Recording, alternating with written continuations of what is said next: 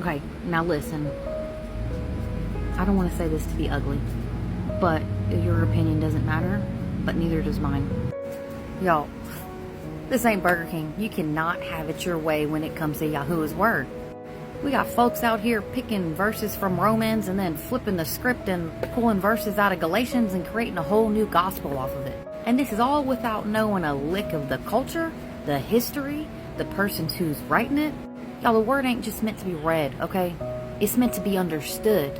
And you cannot do that properly unless you know the context. Again, who's talking? Who are they talking to? What's the background behind this? What's the culture? What's the history? And why are they saying it in the first place?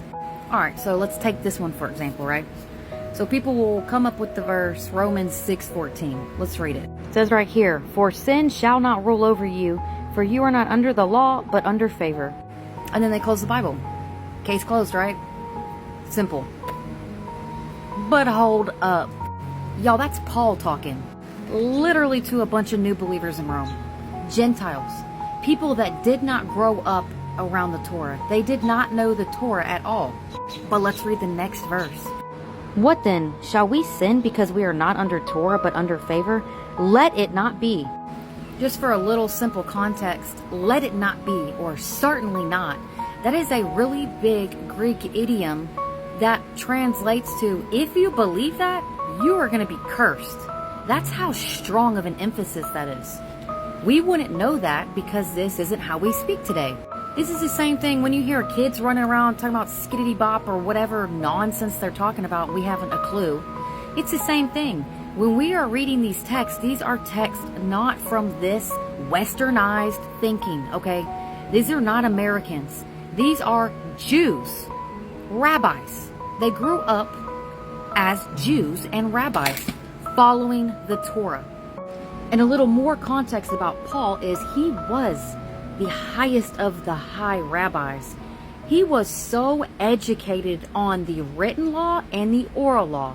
People don't understand. There is the law and then there's the word of the law. There's multiple different things that Jewish customs discussed. The oral translation is it was like a rabbinic translation. This is what they thought the word meant. This is what Yahushua rebuked whenever he came to earth. He followed the Torah, which is Yahuwah's commands, perfectly. But he did not follow the additional man-made traditions that Jews tried to push onto it. So Paul knew all of this. That is why he was appointed and chosen. So he was able to be on both sides. He lived a life as a Pharisee, and he understood what salvation-based works meant. Meaning, if he fulfilled the law, then he would get salvation. But he also started following the Messiah, and he found everything that he had ever done never amounted to the salvation that Messiah gave him. That is the only way to salvation. So when people say no amount of works will bring you salvation, that is absolutely true, and that is not what I'm saying here. But if you think that Paul did not follow the Torah, you are straight up lying. And if you think that Paul did not expect Jews and Gentiles alike to follow the law, you are straight up lying, or you are misunderstanding the entire New Testament. Paul literally went to these places so he could teach Gentiles the correct way to follow the Torah, because Pharisees were coming in saying that they had to have all of these laws done. They had to be circumcised. They had to do all these things to be saved. And he said, hold up, that's not true. You're going to be judged and they're going to be judged off the same law. They are going to learn the law as they go. As they come to the Lord, they will learn the law, and that will be that.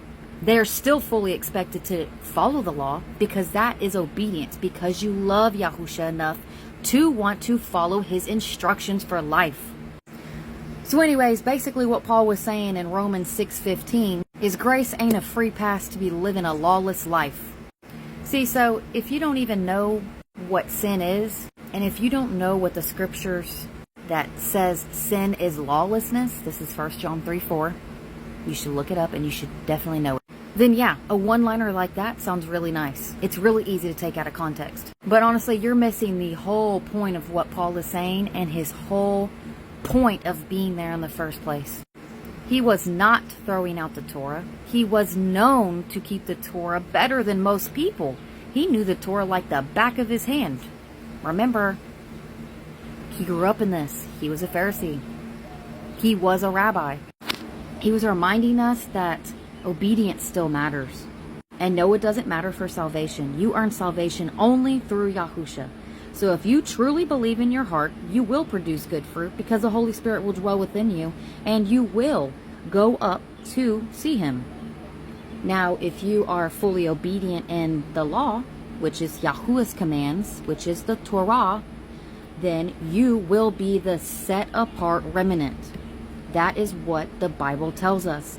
Those are the people that get caught up with Yahusha when he comes down from heaven into the clouds, and we get caught up, the dead first, and then we as in the alive people, get caught up with him, and we will rule with him for the 1,000-year millennial reign.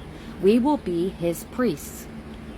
The people who thought, remember, he says this, the people who thought, Lord, Lord, I prophesied in your name, I cast out demons in your name, and he goes, depart from me, I never knew you. Because what does he tell you in the Bible? It's either John or 1 John, one of the two. He says, if you love me, you will obey my commands. I don't understand why all of these one-liners, there's like 4 one-liners that people really stick to show that the Torah is abolished, that it doesn't exist anymore. But they fail to see the entire Old Testament and the entire New Testament is a living testimony on why it does not go away. And Yahusha himself told you it doesn't in Matthew 5:17 through 19. Look that up. When he said that he fulfilled it, it meant he walked it perfectly. He fulfilled it to perfection to show us how to do it. And in the very next 2 verses, he specifically says, before heaven and earth pass away, the Torah will stand. So heaven and earth is still here. I don't know if you can see that, which means the Torah still stands. And he also said, anybody that does not teach people to follow my commands and they don't follow them will be the least in the kingdom. So are they still saved? Yes, they are, but they're the least in the kingdom. And the people who do follow the commands and teach people to do so are the greatest in the kingdom. So y'all, being set apart literally means being set apart. The Torah is not supposed to be bondage. What is bondage is sin. This Americanized, westernized thinking that this is bondage, this is too much. 613 laws, oh my goodness, I could never do that. Well, half of them, they don't even pertain to you. There's laws specifically for men, laws specifically for Levitical priests, laws specifically for people who are living in the Holy Land. We don't do any of that. And don't forget, we don't do sacrifices because people like to throw that in there because they don't know their Bible. We do not fulfill sacrifices because we don't even have a sacrificial place. Not to mention, Yahusha said that his blood was the atonement for all sins. Okay, so let's get that straight. So as a woman, there is certain things that I need to do, and I do not think that it is bad for me to do these things because these are the things that keep my life pure and holy, and I want to be obedient and righteous in his eyes. Deuteronomy tells us that is what is righteousness. When we love him with all of our heart, soul, and mind, and we follow his commands. And let's put it in this context because people want to throw a whole fit about it. People who live in America, how many laws are there? Millions. There's 330 federal laws alone. Well, more than that, but that's just a baseline. Millions. From federal, state, city, jurisdiction. And you don't bat a single eyelash at all of those laws to be a citizen, a law-abiding citizen. So tell me why the Creator, the one that you would claim you would die for, tell me why those instructions that he gives you so you can live your life righteously, why does it ruffle your feathers so much? I'm going to let you think on that.